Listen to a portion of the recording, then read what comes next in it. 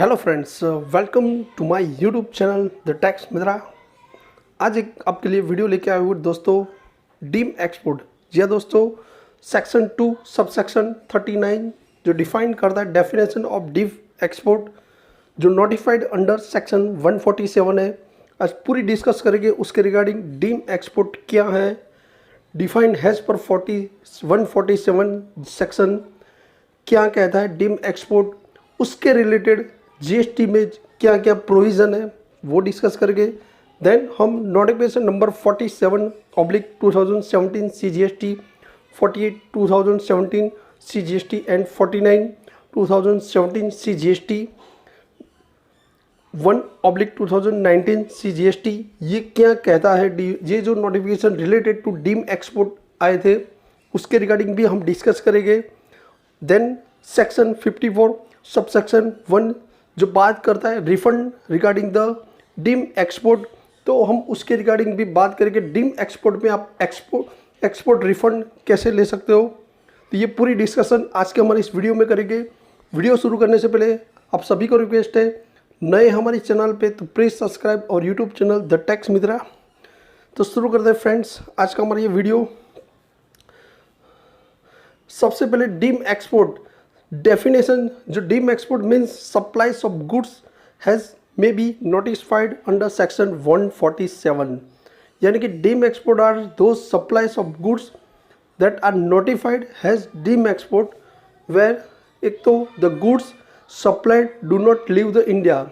ठीक है दोस्तों, तो जो आप गुड्स सप्लाई कर रहे हो वो एक तो इंडिया के बाहर नहीं लीव होगा, सबसे पहली कंडीशन ये है। Then payment of such supplies are receive in Indian rupees, ठीक है, कन्वर्टेबल इन फॉरेन एक्सचेंज, ये मतलब इंडियन रुपीज़ में रिसीविंग होना चाहिए। Such goods are manufactured in India, उसी को डीम एक्सपोर्ट में कर पाएंगे हम। ये 3 कंडीशन है। और डीम एक्सपोर्ट जो डिफाइन है under foreign trade policy 2015 to 20 जो कवर करता है supply of goods to EOU, STP, ESTP and BTP, supply of goods under advance authorisation, ये सभी को कवर करता है deem export. Hence provide for refund, drawback and advance authorisation to the supplier of goods. तो ये simple सी definition है और उसको डीम एक्सपोर्ट जो फॉरेन ट्रेड पॉलिसी के 2015 to 20 उसमें भी ये चीज़ को कवर किया है कि ये सप्लाई है जो कवर करता है ईओयू, एसटीपी, ईएसटीपी, बीटीपी। तो इसको और जो गुड्स अंडर एडवांस ऑथोराइजेशन में हम जो सप्लाई करते हैं जिसके तहत हम उसके सामने रिफंड भी क्लेम कर सकते हैं, तो ये सभी चीज़ हम डीम एक्सपोर्ट में काउंट करते हैं। नाउ इम्पोर्टेंट जो पॉइंट है इसमें, इस deem export is taxable under GST. क्या डीम एक्सपोर्ट इज टैक्सेबल, ये क्वेश्चन आ सकता है। Unlike export, deem export supplier not zero rated supply नहीं है by default, not zero rated supply by default. All deem export supply will be subject to GST, ठीक है, at the point of supply, ठीक है, उसको subject to GST ही माना जाएगा। And supply can not be made under bond और LUT without payment of tax, ठीक है। और जो डीम एक्सपोर्ट सप्लाई है वो आप यानी कि LUT without payment of tax उसमें भी नहीं काउंट किया जाएगा। The tax should be paid, यानी कि टैक्स उसके ऊपर पेड करना पड़ेगा। Supply then claim as a refund, आप उसका क्लेम कर सकते हो। अभी हम डिस्कस करेंगे रिलेटेड प्रोविजन जो है डीम एक्सपोर्ट के रिगार्डिंग। सबसे पहला सेक्शन 2 सबसेक्शन 39 जो उसकी डिफाइन करता है डेफिनेशन और नोटिफाइड है अंडर सेक्शन 147। सेक्शन 54 सबसेक्शन 1 जो बात करेंगे हम जीएसटी में डीम एक्सपोर्ट के केस में रिफंड की, और एक्सप्लेनेशन 1 to B ये है CGST एक्ट। नाउ सबसे सेकंड प्रोविजो है रूल 89 सब रूल 1, और थर्ड है नोटिफिकेशन नंबर 47/2017, 48, 49 और नोटिफिकेशन 1/2019 CGST, ठीक है। ये 3 नोटिफिकेशन है। ये चारों नोटिफिकेशन को भी 1 by 1 एक क्या कहना चाहते हैं वो भी हम समझ लेते हैं। तो नोटिफिकेशन की अगर बात करें तो डिस्क्रिप्शन ऑफ सप्लाई की बात करें, जो नोटिफिकेशन में डिफाइन किया है उसको जो हम डीम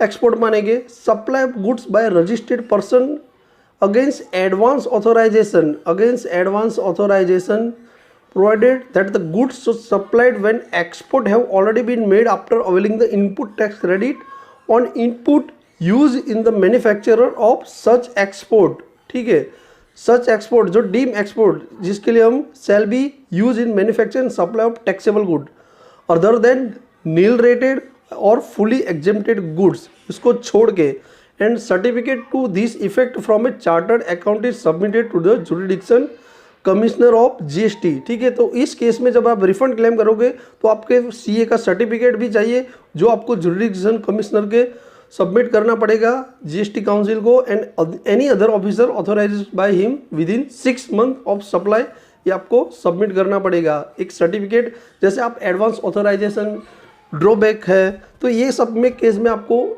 चार्टर्ड अकाउंट का सर्टिफिकेट भी चाहिए कि आपने ये डीम एक्सपोर्ट किया है और उसके बेनिफिट के तहत आप उसका रिफंड क्लेम कर रहे हैं। उसका एक्सप्लेनेशन समझे कि if a registered person supplying a goods to any person against advance authorisation then that supply be registered person will be deem export under section 147, उसको काउंट किया जाएगा। सेकंड सप्लाई हम देखते हैं, supply of capital goods by registered person again export promotion goods. EPCG scheme में अगर कोई हम सप्लाई करते हैं एक्सपोर्ट प्रमोशन कैपिटल गुड्स, तो उसको भी एक्सप्लेनेशन समझते हैं। A registered person supplying a capital goods to any person again EPCG authorisation then supply by registered person will be deem export under 147। EPCG scheme में अगर हम कोई भी सप्लाई करते हैं तो उसको भी डीम एक्सपोर्ट काउंट किया जाएगा under section 147।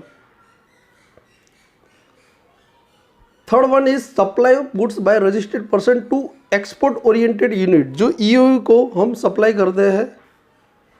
Any supply of goods to export oriented unit, उसको भी हम डीम एक्सपोर्ट माना जाएगा आपका। For supply gold by bank or public sector undertaking specified in section in notification number 50/2017 custom dated 13th June 2017 has amended against advance authorization. Notified person supplying gold to person again advance authorization is deemed export। तो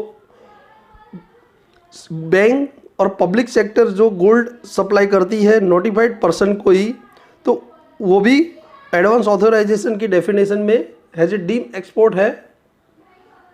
note scheme of advance authorisation export promotion capital goods authorisation is specified in foreign trade policy. Already हमने बोला कि 15 to 20 जो foreign trade policy है उसमें already ये count किया हुआ है। Person supplying goods as deem export can claim the refund as per section 54। सबसे इंपॉर्टेंट है सेक्शन 54 सब सेक्शन 1 जो बात करता है रिफंड की बात करता है under deem export. Explanation section sub section 1 of section 54 refund include.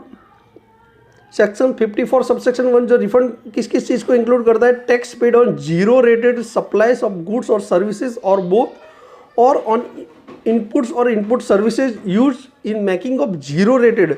आप सभी जानते हो जो डीम एक्सपोर्ट में हम जो भी सप्लाई करते हैं उसको जीरो रेटेड सप्लाई मानते हैं।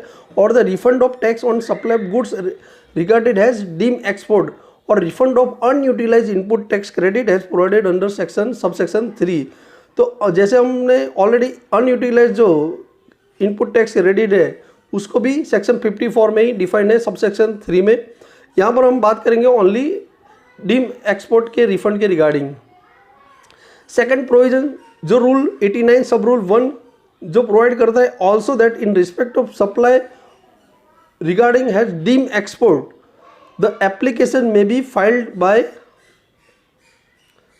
1 a recipient export oriented unit advance authorization or export promotion capital goods authorization holder और deemed export supplier। ठीक है, जो रूल 89 जो कहता है कि respect of supply regarding the deem export the application में भी फाइल कौन कर सकता है, the recipient of deem export of supply, ठीक है, जो रिसिपिएंट है यानी कि जो एक्सपोर्ट यूनिट है जो रिसीव करता है एडवांस ऑथोराइजेशन और एक्सपोर्ट और promotion capital goods authorisation holder है, जो ये सप्लाई रिसीव करता है वो ये रिफंड क्लेम कर पाएगा।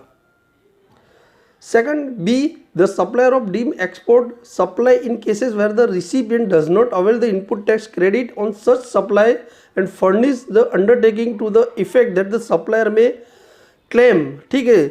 यहाँ पर एक ए है कि अगर सप्लायर डीम एक्सपोर्ट सप्लाई जो करता है where the recipient does not have availed the input tax credit का बेनिफिट नहीं ले रहा है कुछ ऐसी सप्लाई में, एंड फर्निश और अंडरटेकिंग भी वो प्रोवाइड कर रहा है to the effect that supplier claim, तो उस केस में supplier rule 89 sub rule 2 sub rule B and notification 49/2017 CGST rule provide for document to be accomplish with refund application GST RFD 01 में supplier भी उसको claim कर सकता है।